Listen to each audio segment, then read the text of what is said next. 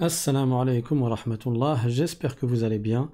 Aujourd'hui, Inch'Allah, on va corriger les exercices que je vous avais donné à faire dans la leçon précédente qui était la leçon 6.3, dans laquelle nous avons appris à conjuguer au passé les verbes, des verbes simples, avec les pronoms du pluriel, c'est-à-dire nahnu, antum, antunna, hum, hunna. Donc nous, vous, il et elle. Et dans le vous, il y a le vous masculin et le vous féminin. Donc, on avait fait 3 verbes, comme d'habitude. En cours, on avait fait le verbe dakhala, le verbe kharaja, donc entrer et sortir, et on avait fait le verbe sami'a, qui est le fait d'entendre. Maintenant, on va corriger le verbe nazara, regarder, le verbe akala, manger, et le verbe shariba, boire. Donc je rappelle que pour recevoir les liens des cours par WhatsApp, il suffit d'envoyer un mail à l'arabe.simplement@gmail.com et on va commencer. Bismillah walhamdulillah wassalatu wassalamu ala rasulillah. Donc pour ce qui est du verbe nazara,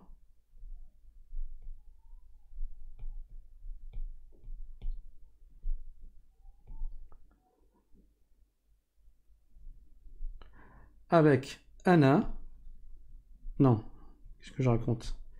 Avec nahnu,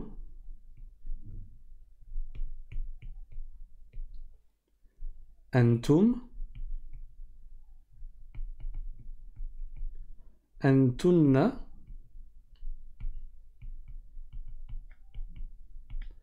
hum et hunna. Ça donne nahnu, nazarna. Si vous n'avez pas fait l'exercice, mettez pause, faites l'exercice et revenez voir la correction. Nahnu nazarna, antum nazartum. A priori, c'est facile, hein, il y a juste à recopier la même chose et à imiter ce qu'on a vu précédemment.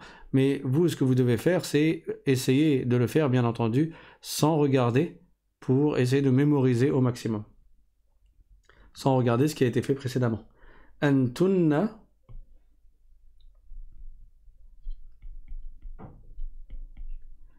nazartunna. Ça, c'est quand tu parles à plusieurs femmes, au minimum 3. Hum nazaru. J'ai oublié de changer de couleur. On n'oublie pas le alif. Et hunna nazarna. Sans prolongation à la fin. Nahnu nazarna. Répétez après moi.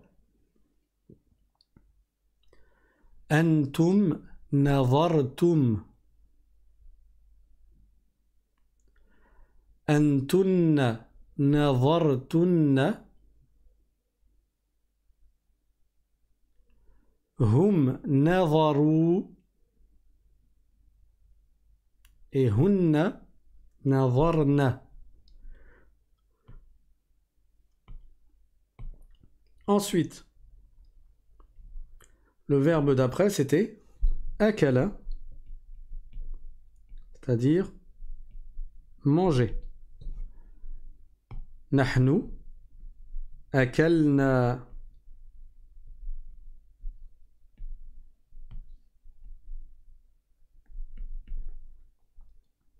Antum akaltum.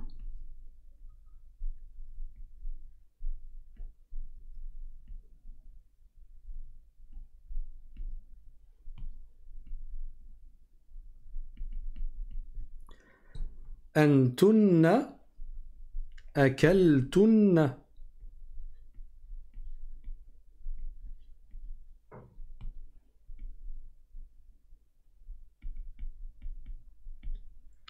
Hum akalu.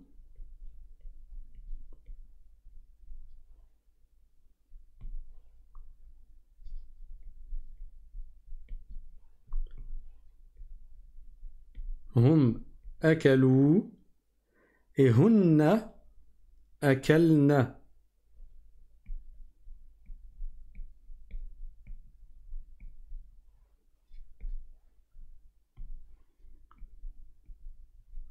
Sans prolonger à la fin.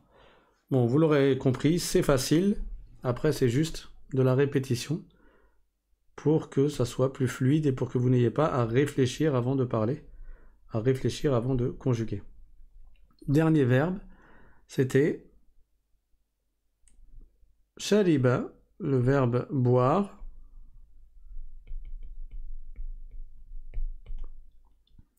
Nahnu sharibna.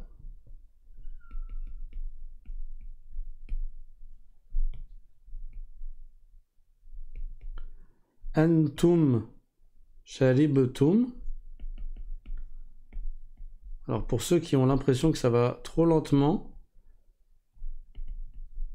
j'essaye de m'adapter à ceux qui sont, on va dire, les plus débutants. Et les autres, vous pouvez aller dans les paramètres de la vidéo sur YouTube, vous cliquez sur vitesse de lecture et vous changez la vitesse de lecture. Et comme ça vous permet de pouvoir regarder en vitesse 1.5 ou bien vitesse 1.75 ou vitesse 2. Antunna sharibtunna.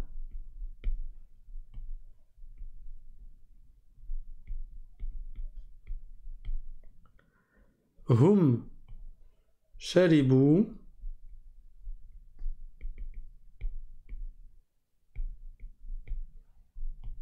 Donc là, on met la dhamma au niveau de la troisième lettre. Hum sharibu et hunna sharibna.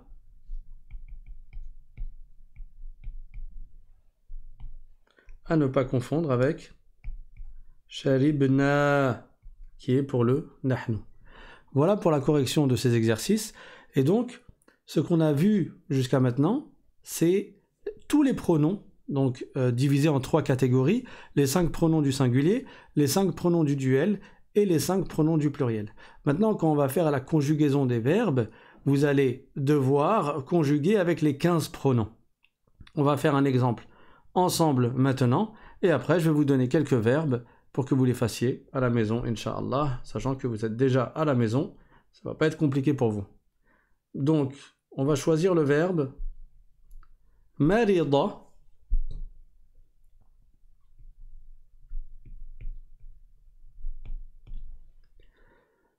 qui veut dire le fait de tomber malade. Marida, c'est tomber malade. Ça veut dire que si je dis ana maridtu, ça veut dire je suis tombé malade. Anta maridta, ça veut dire tu es tombé malade. Et on va faire avec les 15 pronoms. Donc vous pouvez le faire sur tout le long de votre page, les 15 pronoms alignés les uns au-dessus des autres. Moi, je vais faire en 3 colonnes parce que ma page, elle est en mode portrait, en mode paysage. Donc on va prendre Ana,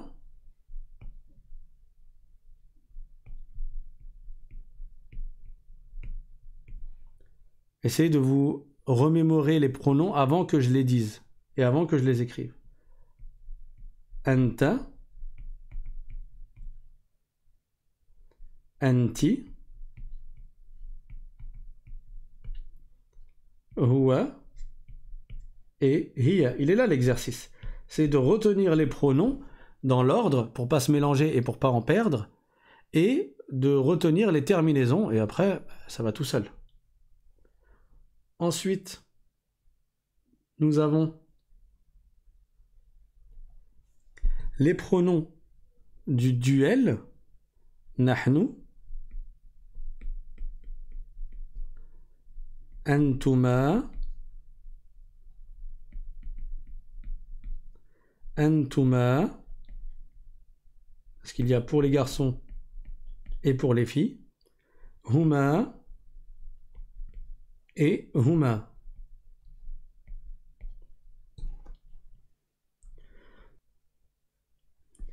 Et pour finir, les pronoms du pluriel, nahnu, أنتم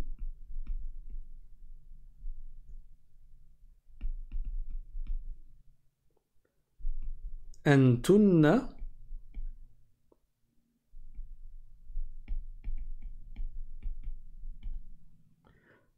هم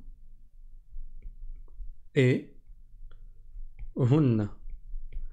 Donc voilà le récapitulatif des 3 leçons que nous avons vues précédemment. La leçon 6.1, 6.2 et 6.3. Donc comment je vais conjuguer le verbe marida, tomber malade? Je donne la couleur bleue. Ana maridtu. Anta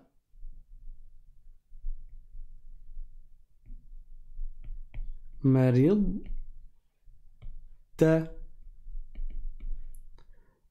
Anti. Dites-le à voix haute avant que je l'écrive et avant que je le dise. Ça sera un exercice qu'on fait ensemble. Anti maridti. Là c'est facile. C'est la même terminaison que le pronom. Huwa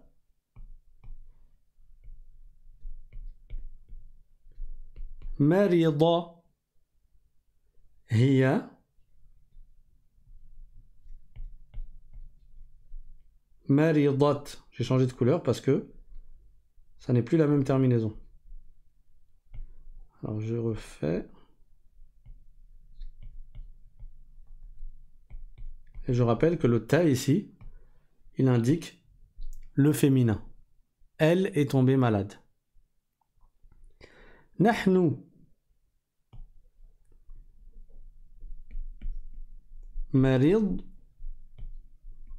na. Antuma marid tuma.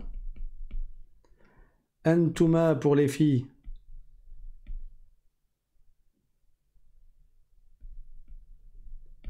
Marid tuma. Huma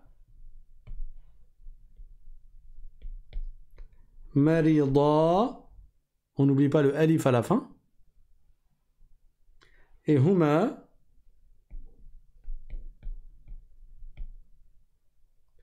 maridata.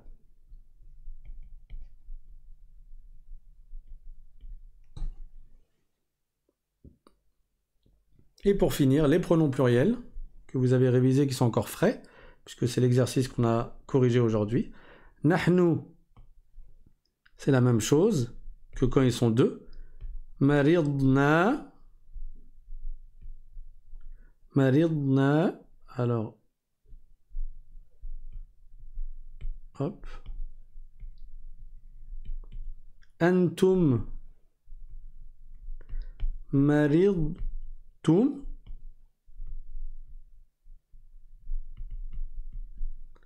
Antunna maridtunna. Alors je marque un temps d'arrêt, mais quand on lit de façon fluide. Hein. C'est juste pour vous laisser le temps de deviner la terminaison. Hum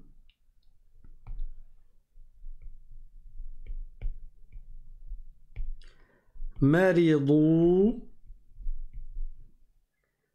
et hunna maridna.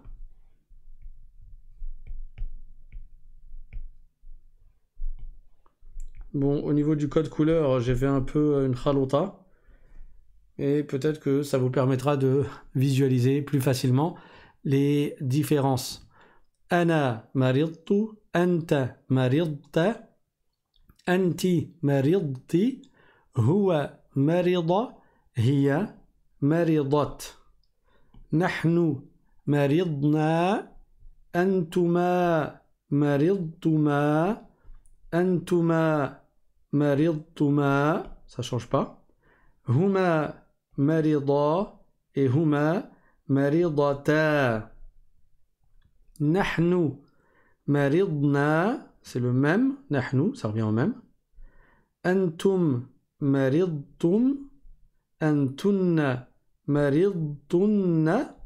Hum maridou. Et hunna maridna. Voilà pour ce qui est du verbe marida au passé. Maintenant, vous savez complètement conjuguer un verbe simple qui ne comporte pas de complexité, parce qu'après on verra qu'il y a des verbes qui sont un peu plus complexes, parce qu'il y a à l'intérieur de ces verbes des lettres spéciales, qui sont la lettre alif, ou la lettre waw, ou la lettre ya. Ça va provoquer des changements, ou bien des choses qui ne sont pas aussi simples que là, à cause de ces lettres qui peuvent être transformées en fonction de la terminaison. D'accord? Donc là, vous savez conjuguer au passé un verbe simple. Et c'est pour ça que, pour la prochaine leçon, je vais vous demander de faire la conjugaison au passé. Je dis passé au lieu de dire accompli, parce que vous avez plus l'habitude en français d'utiliser le terme passé. Mais en général, souvent c'est le terme accompli qui est utilisé pour al-mardi. Donc, on va prendre les verbes kataba,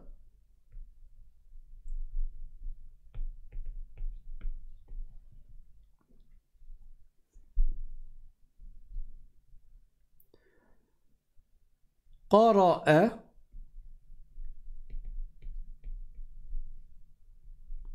ce verbe, il n'est pas particulièrement difficile, mais il y a une hamza à la fin du mot. Rappelez-vous, dans la première playlist, je crois, on avait vu en détail comment s'écrit la hamza en fin de mot. Elle peut s'écrire parfois sur un alif, parfois directement sur la ligne, parfois sur le support du ya, mais sans les deux points, et parfois sur le support du waw. Et ça va dépendre de certaines règles qu'on a vues en fin de playlist dans la playlist numéro 1. Donc, quand vous allez écrire ce verbe et le conjuguer, vous devrez parfois changer le support de la hamza. Donc, je vous précise qu'il y a ici, non pas un piège, mais des petites choses à faire en fonction de la terminaison du verbe. Faites bien attention à cela. Et si vous avez besoin, allez réviser les derniers cours de la playlist numéro 1 dans lesquels j'ai expliqué les règles d'écriture de la hamza en fonction de son emplacement dans le mot. Donc on a mis kataba, qara'a. On en met un dernier à faire pour la prochaine fois. La'ib. Donc kataba, ça veut dire écrire.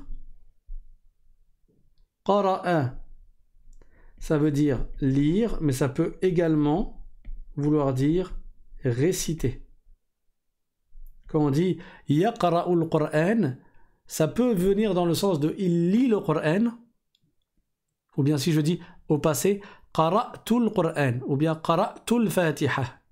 Ça veut dire quoi? Ça peut venir dans le sens j'ai lu la Fatiha ou j'ai lu le Qur'an, mais ça peut vouloir dire également j'ai récité la Fatiha ou bien j'ai récité le Qur'an. Le verbe qara'a, il vient dans le sens de lire, mais il vient également dans le sens de réciter. Et la'iba, qui veut dire jouer.